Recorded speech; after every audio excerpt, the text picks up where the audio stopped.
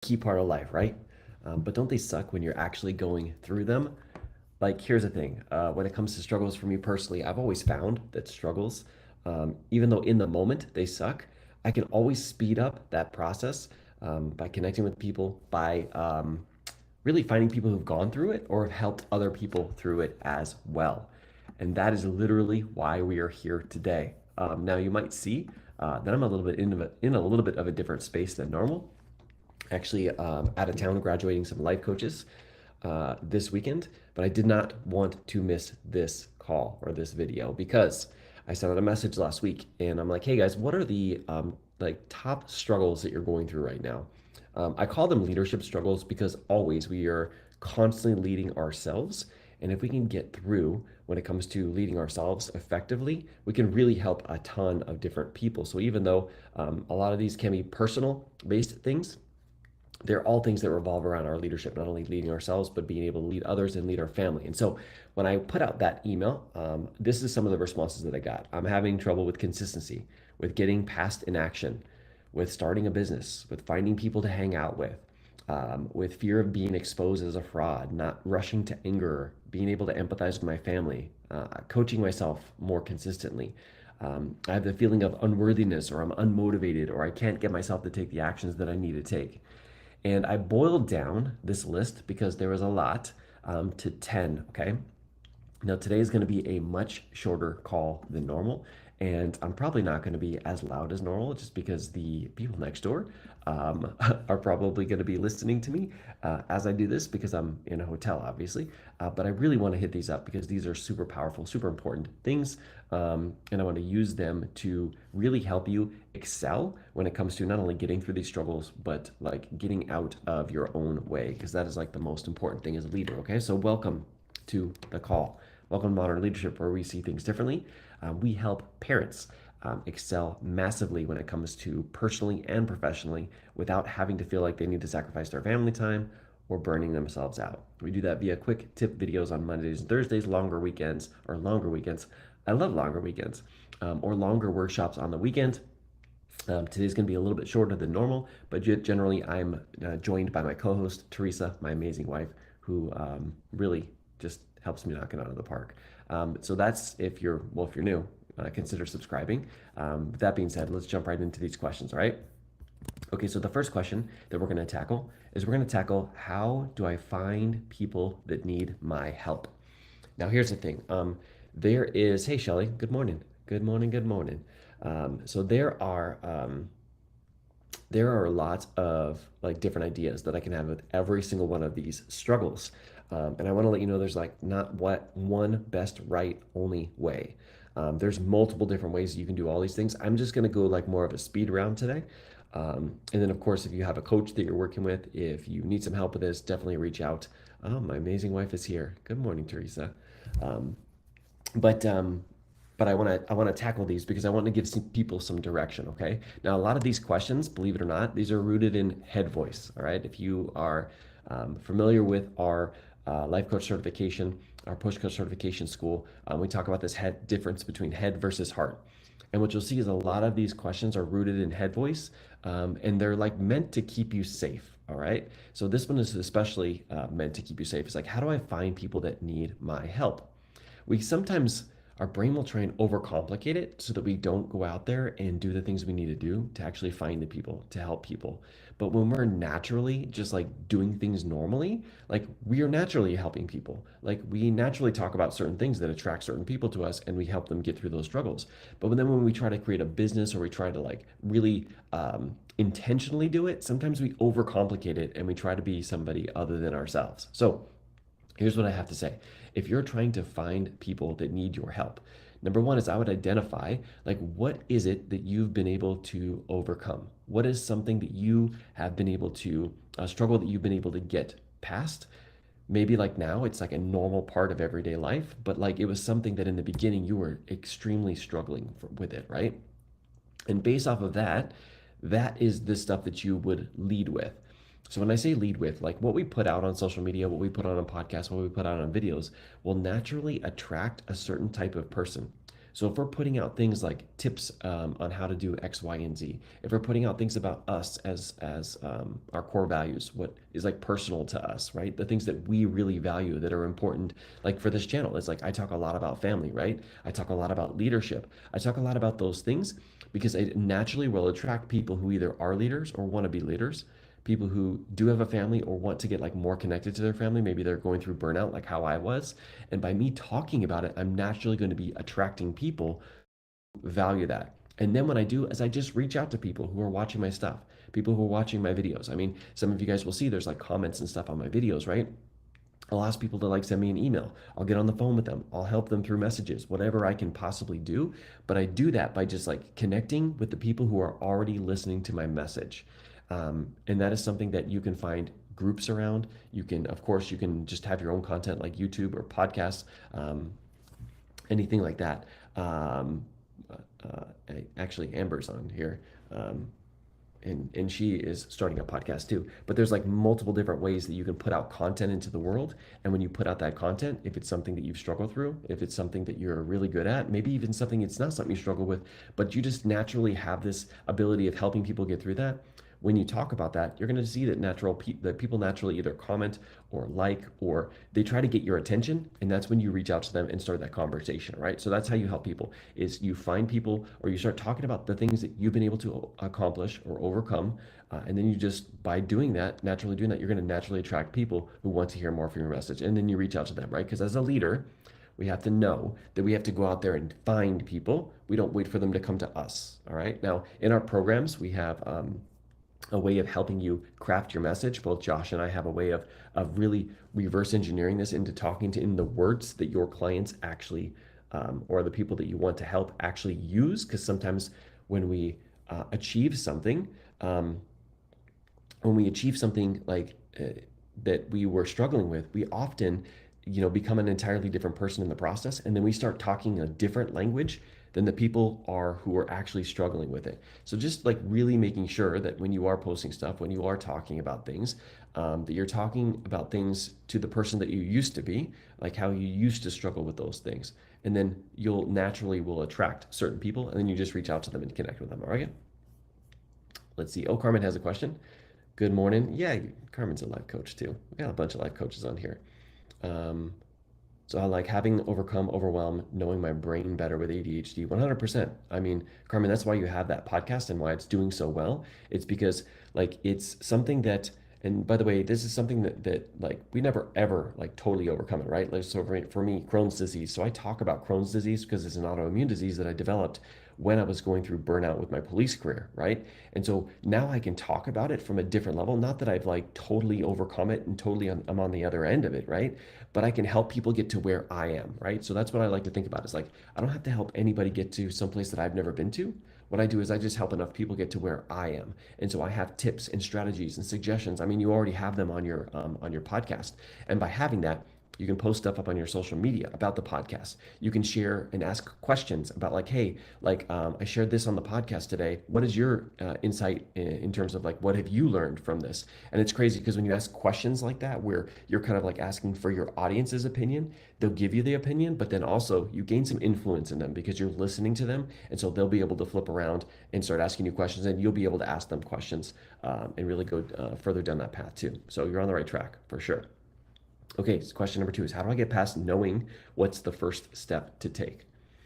Guys, this is another way that our brain confuses us. It tries to tell us that there's a best way to start. We have to wait until everything's prepared and it has to be perfect. And if it's not that way, it's going to be a mess. Guys, everything that I have had success with, everything that everybody that has been a coach that I've seen had massive success as well, all the leaders that have had massive success is because they went out there and they just started.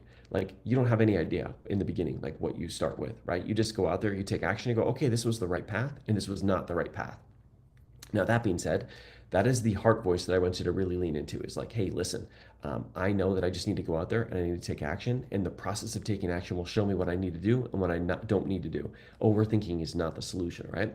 But you might want to like, let's say, have a little bit more clear of a picture, right? So here's what I would say about this. Number one is first off, figure out what you actually want to create, all right?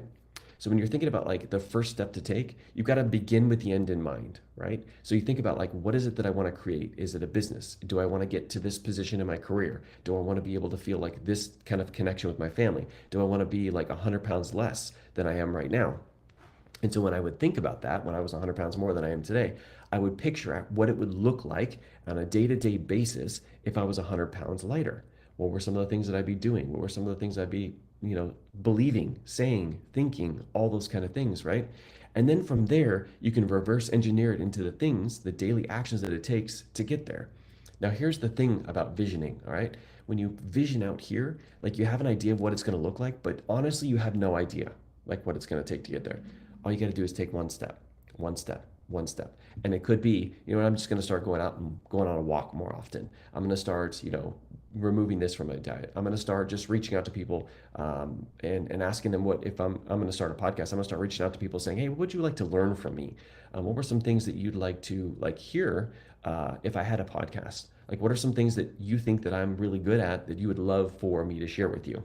And just like literally by doing that, you'll start to figure out, oh, so this is the next action that I need to take, right? And ultimately, you don't want to overcomplicate it. Anytime you overcomplicate it, your brain will get back into not taking any action. Best way is to take action, sloppy action, and then get better, because you can't improve inaction. All right, number three. I want to put content on YouTube and other places, but I'm worried about liability. Okay, this is a really good one because as coaches, sometimes we can get a little bit freaked out about liability, but there's one thing that you can always do whenever you start to get a little bit uncomfortable. Actually, there's a couple things, but number one is like share what you have done, like what have you been able to accomplish. You can always say something like, hey, listen, like I'm not saying that this is the only way to do it, but I'm going to share with you my own personal experiences and how I was able to get through it because maybe there'll be something helpful for you, right? I always lead, and just like I did in the beginning of this call, like there's not one right, best, only way to do all this stuff, guys. Sometimes we kind of confuse the people that we're kind of talking to into thinking that the way that we do it is the only way to do it. If you're doing that, that's when you should feel a little bit awkward. You want to make sure that everybody knows there's a million different ways to do this, but I just want to share my roadmap, what I did to get here.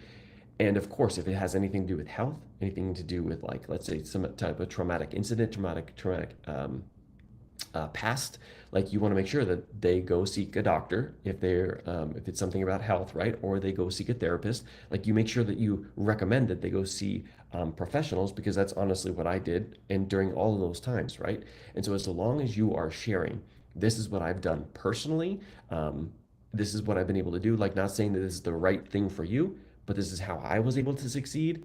That will make you hopefully have those feelings, less feelings of being worried about liability. All right. All right, let's see. Actually, I think Carmen had another question. I have no idea how to start a podcast. I just did it exactly because I wanted to reach more people and educate them. I didn't get a book on it till I made over 30 episodes. Exactly. It was all about the process of taking action, right?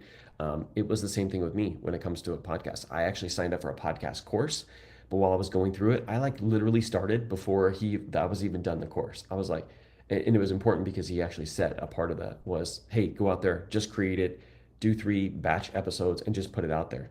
And through that evolution, I mean, right now we're Modern Leadership, the podcast, right? But it's actually been through 4 different iterations in like I think it's been 8 years since I've had my podcast, and we're like closing in on like I think it's like 800 episodes or something. But I had to get started with that first thing, right? I had to get started with first responder fitness. I was just the fitness guy and I was doing, nutrition and fitness and all those kind of things. I have since, changed that because I noticed that I really enjoyed talking about leadership and family and really health and nutrition is all about leading yourself. And so that's something that I do cover, but I had to evolve. I had to get started with that. Had to get started with like, what foods could you bring to work if you are really busy, if you, and by doing that, it literally got me to where I am today because I took those actions. So 100%. Great job, Carmen. Okay, how can I validate my family's feelings? Okay, this is a great question.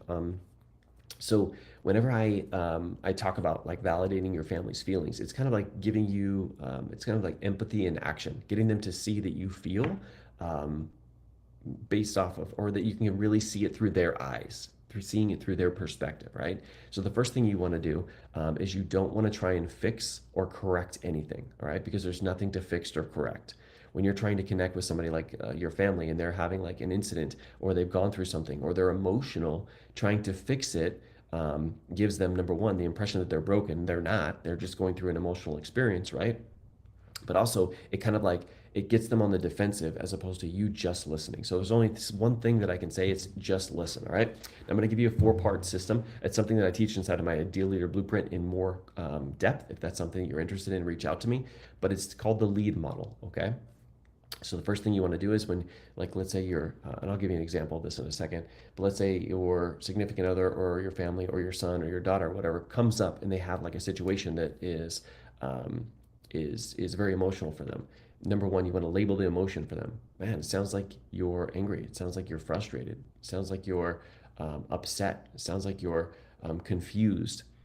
By labeling it, you now get them to I guess, like try it on for size to see if, yes, I am angry. Yes, I am upset. And even just that, them recognizing that you recognize where they are, is a game changer.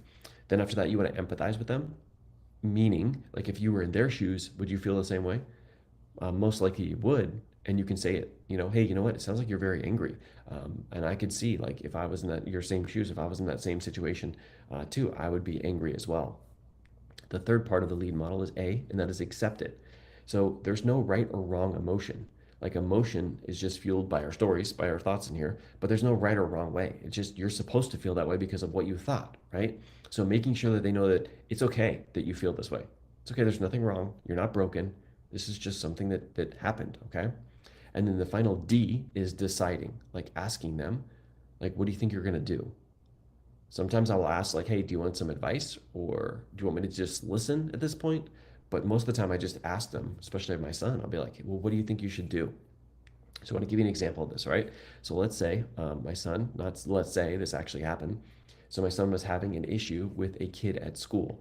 Um, the kid has special needs, but he gets angry and frustrated and sort of like semi bullies my son, even though my son is bigger than him.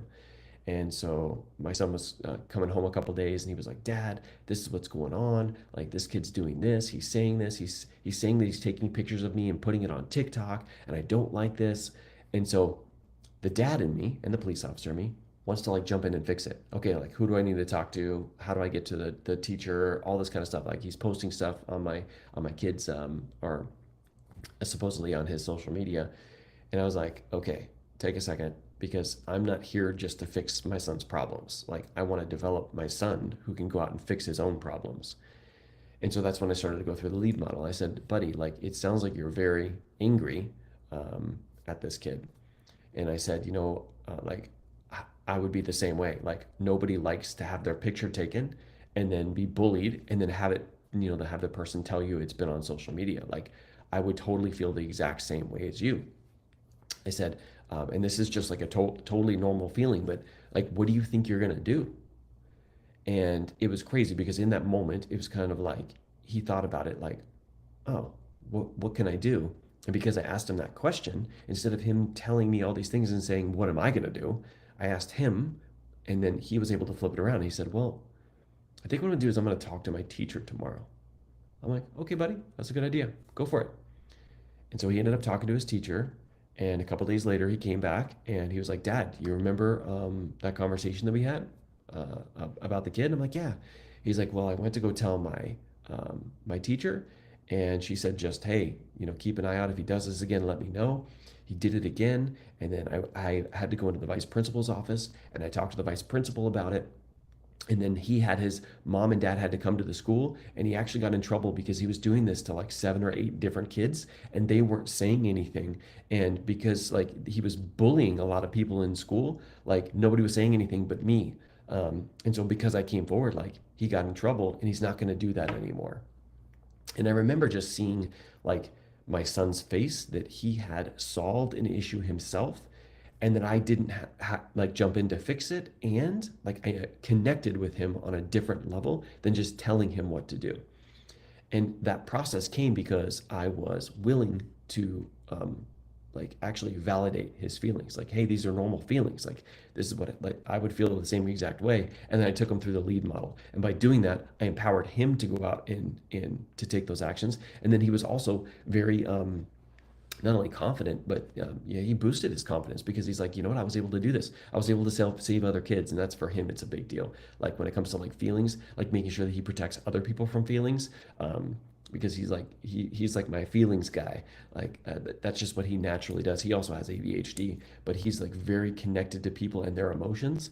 And so when he realized that he did that because of his power of coming up with a solution on his own, it's been a game changer. And now I just do this all the time. And I'm like, what are you going to do? What are you going to do about it? And he solves his own problems when I lead with that versus what I do sometimes still, which is going to explaining and sharing. And this is what you can do. Here's the 3 steps.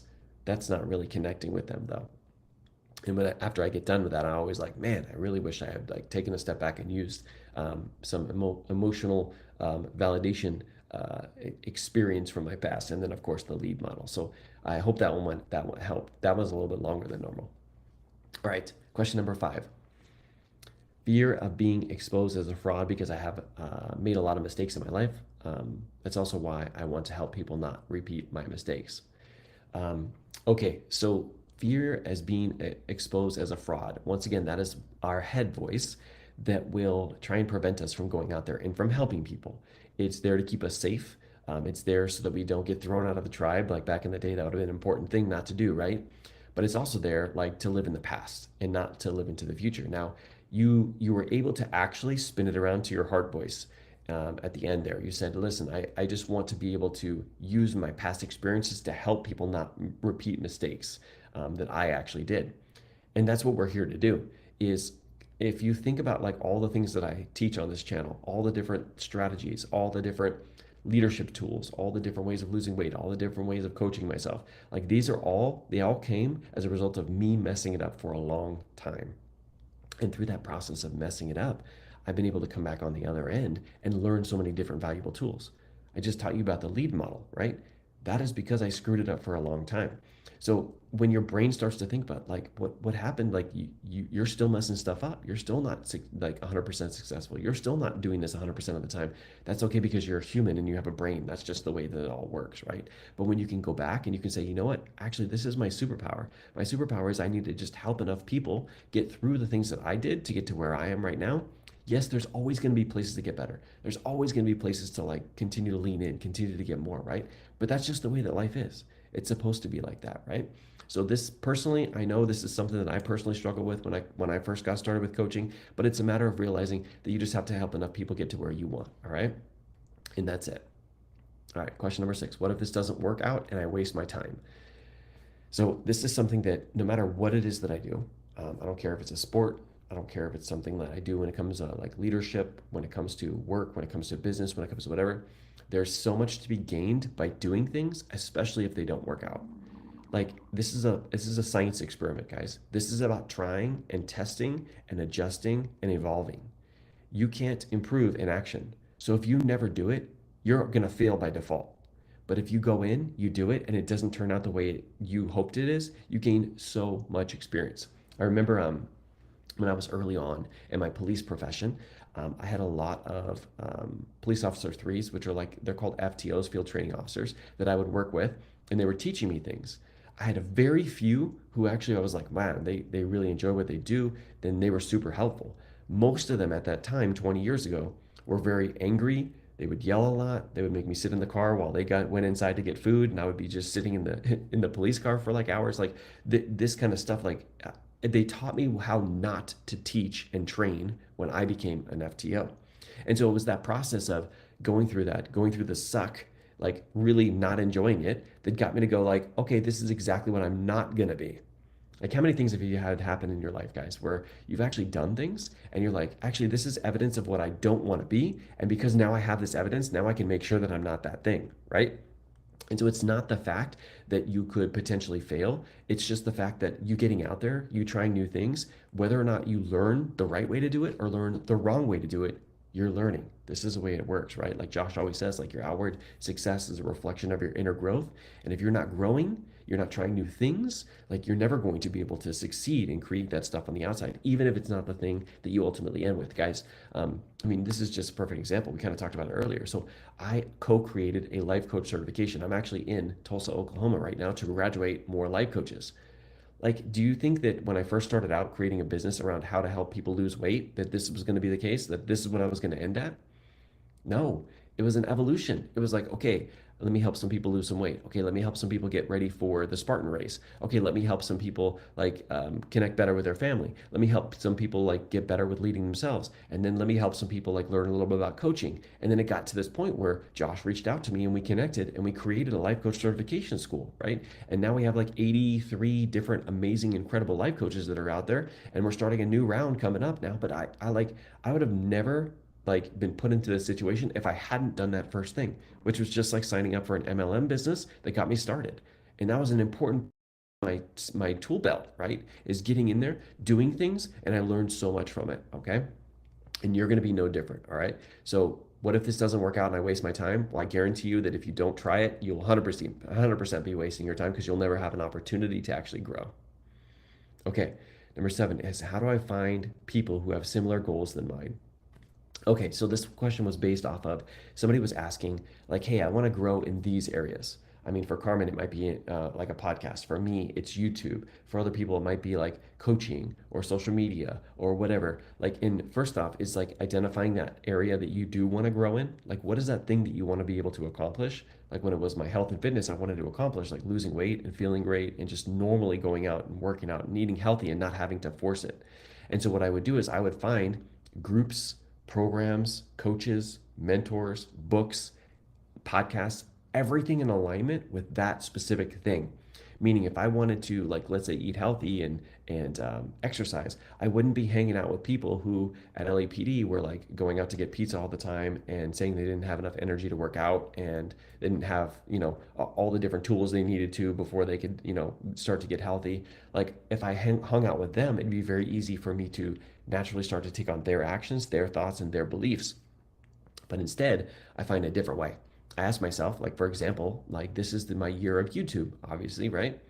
I ask myself, like, who are some people when it comes to YouTube that want it just as bad as me? They're excited about this. They're wanting to learn new things. They're willing to try new things. They're willing to put themselves out there. And I align myself with those people. Now, for me personally, I jump into taking courses and masterminds. Like, I know that I can either spend my time or my money. And I'd rather spend my money and speed up the process, which is why, like, in 3 months, we hit 1,000 subscribers, right?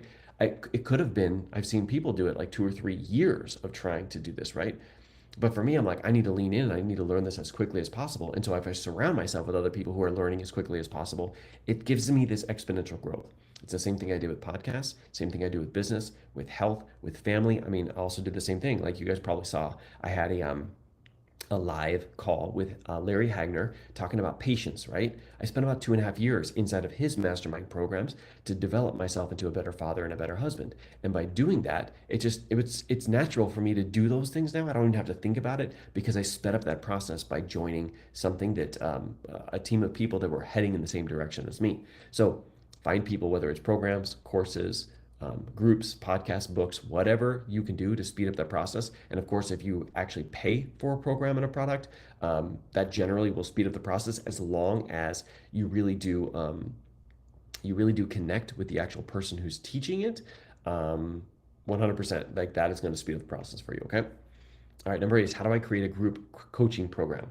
All right, so a couple people have asked us this, and we teach this inside of our programs. Once you become a life coach, we teach you how to do this, but I want to talk about like really quickly how you would create a group coaching program.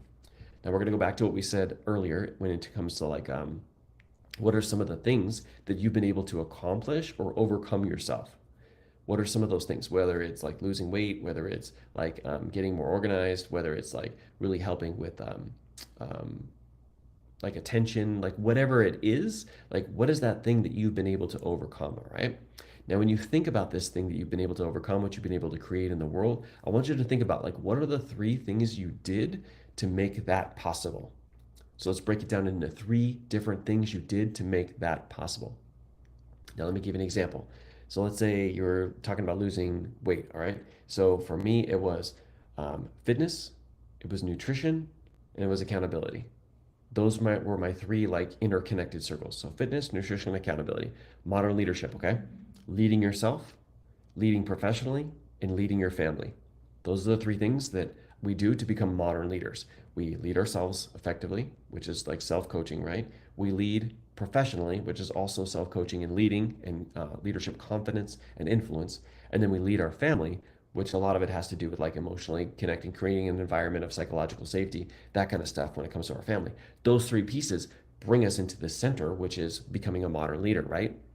The reason why I say three is because it breaks it down easy. Because if you're going to do a weekly call, what you do is the first week you break down that first pillar. The second week you break down the second pillar. The third week you do a call about the third pillar, and the fourth week you just do a Q&A or a coaching session. All right, this is if you're a coach. All right. So for me, if I was like doing health and fitness, the first week I would talk about like something related to fitness. All right, which could be 72 million things. All right. The next week, I would do something about nutrition, something a little different than maybe I did last month, right? And there's a million different things you can do there. And then the third piece, I would do something about accountability, something related to social cost or getting you to really show up, right? And then the fourth week, I would do some type of live Q&A, maybe answer questions, maybe do some coaching using the push method, all the things that we teach inside of the certification. And then the next month, I would start over again. First week is fitness. Second week is nutrition. Guys, here's the thing. Like so many people think, well, like I'm going to run out of things to talk about. You never run out of things to talk about. You just think of things, how to talk about it in a little different manner. But remember, oftentimes we need to hear the same thing over and over and over again more than we need to learn new things. It's not this constant, like, oh, I've got to learn new things every single time. No, you've got to be reminded of the things you do know so that you go out there and you take action on it, right? So that's really how we recommend that you do this, all right? We go into a lot more detail in our programs, but that's the best way to do it, all right? Not the best. That's one of the best ways that I have found to do it. There you go. All right. Question 9, how can I be completely intentional with all of my time? Okay, this is a tough one, but I'm gonna break down something that I learned about like how to refocus when it comes to like being intentional. This is something that Teresa is like a master at. So if you haven't connected with her, definitely connect with her, all right? But when I think about intentionality, yes, we need to be where we are, both physically and mentally, right, to really get the most out of that situation. But like the way that we are as humans is it's very easy to kind of get out of that. And so I like to have some kind of way of getting back into the moment that I can take myself through, like a step by step process to make sure that I am physically and emotionally and I don't know how you can be emotionally present, but you probably can. But like be here within your brain and here physically and mentally. And so what I do is I ask myself to go down the sights or the five senses. All right. So four of them are always relevant. All right. So the first one I say is like when it comes to sight, okay, what is it that I see right now? So if I look around and I look at like my hotel room here and the different things that I see, I'm very laser focused on things that maybe I didn't see a couple minutes ago because I wasn't focused. I was focused on the camera, right? And so instead I can like look over and I can focus on that and look at it and really just take it in to really understand like, hey, it's like this stuff is here, right? My son is here. My wife is here. You know what I mean? And being able to like just see something like will bring you back into that space. The next one is hearing, right? So what do you hear? So you can even close your eyes on this one if it's easier, but like what are some of the sounds that you hear? And when you're hearing, like for me, I can just hear my voice echoing off the walls. I hope the neighbors aren't going to be upset, but like that's what I can kind of like hear, right? And it brings me back into that moment because I can actually, if like let's say I go outside on a run and I'm running and I'm like just running and I'm not like paying attention to my surroundings, right?